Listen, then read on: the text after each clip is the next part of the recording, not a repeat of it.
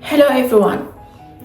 Do you have someone in your life who's always angry, controlling, blaming, and rigid? They always say things to you such as it's your fault or you never do anything right. Well, you might be dealing with someone who's playing the persecutor role of the drama triangle. Welcome everyone, my name is Elizabeth, and in this video I'll be talking about the persecutor role of the drama triangle. People who play the persecutor role usually think that they are right and others are wrong. Their energy is quite defensive and attacking, and they create fear or shame in others. They often criticize others harshly. They utilize sarcasm and authority to dominate, and they refuse to take the blame or responsibility, and they blame other people without offering any solutions.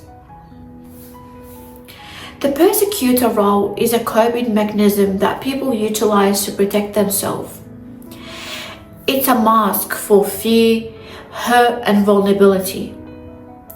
Someone who plays the persecutor role might show up as strong, powerful, and controlling. However, underneath, they don't feel that. Instead, they feel unsafe and powerless.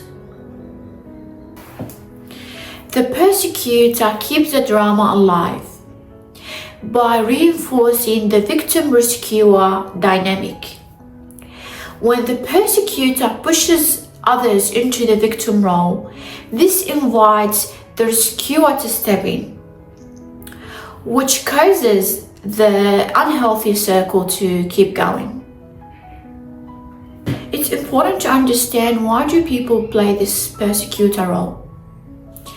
This role is rooted in insecurity or fear of vulnerability.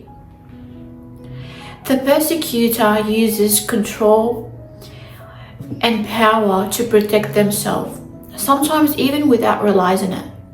So the question is, how do you step out of this persecutor role? You need to realize when you are playing this role. So whenever you have that urge to be right, whenever you start criticizing or blaming others, or when you utilize sarcasm, control, power, or anger to get your way, or when you feel superior and irritated, that's when you know that you are playing the persecutor role. To step out of this role, the goal is to move from being a persecutor to being an assertive challenger. This means setting up clear boundaries, expressing your needs clearly, and being willing to listen instead of placing blame. It's also very important to learn about nonviolent communication and starting to practice it. If you believe that someone has done something wrong to you, it's very important to step back and think before you react, so you don't push that person into the victim role. Instead of talking about that person and their characteristics, start to talk about the behavior instead. And there is a book that I highly recommend for everyone to read. It's called The Nonviolent Communication by Dr. Marshall Rosenberg. This book is very powerful. It will teach you how to be more assertive, less aggressive, and it will teach you how to communicate your needs and communicate your boundaries in a clear way. Lastly, take responsibility for what happens in your life.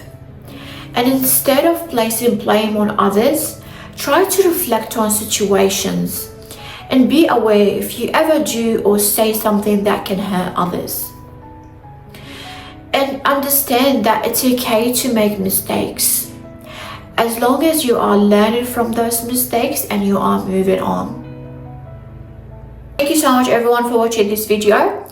If you find this video beneficial, please consider liking and subscribing, and write down in the comments if you've ever played the persecutor role, or if you've come across someone who is in the persecutor role and how did it show up in your life.